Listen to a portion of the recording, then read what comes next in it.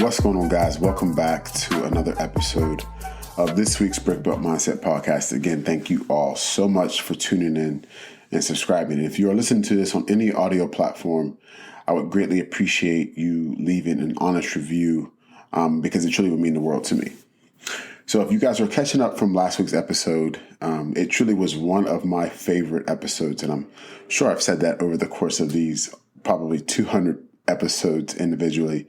But yeah, it truly was one of the ones that hit home for me because of how real and how close to home it hit for me personally. So that was definitely one of the ones that I recommend going back and listening to.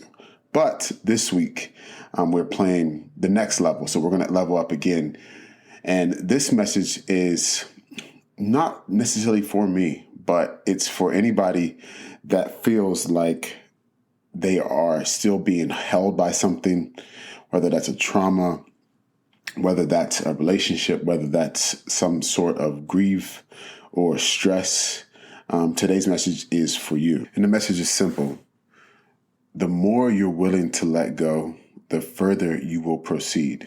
Meaning that whatever it is that is holding a grudge on you, whatever it is that is keeping you from progressing in your physical health, your mental health, whatever it is that is causing you to hesitate or even to be paralyzed, needs to be let go. Now, this can mean a number of things. This can mean you getting outside help. This can mean you leaning on your spiritual faith. This can mean you talking to a friend.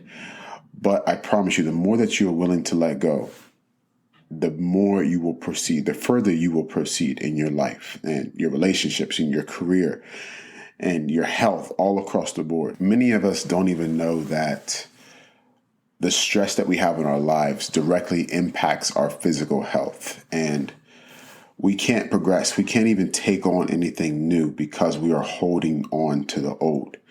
And of course, the question is, how do you do so? And the biggest thing is admitting that there is something that's holding you back, facing it head on, no matter if it takes you a little bit longer, if it takes you going backwards in order to go forward. But I promise you, in order to accept new things, in order for new things to come into our lives, we have to let go. And that means our willingness and our ability to let these things go.